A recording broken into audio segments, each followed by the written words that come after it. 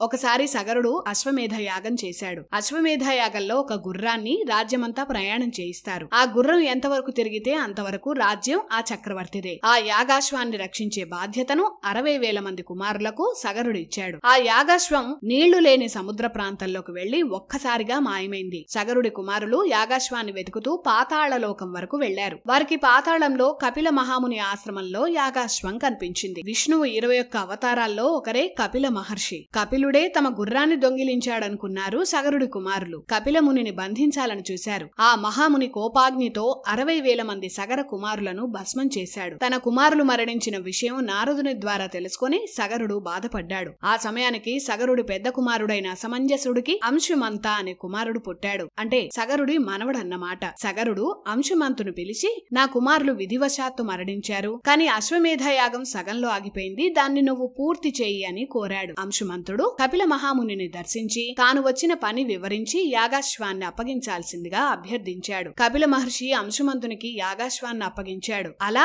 మనవడి సహాయంతో అశ్వమేధ యాగాన్ని సగరుడు పూర్తి చేశాడు.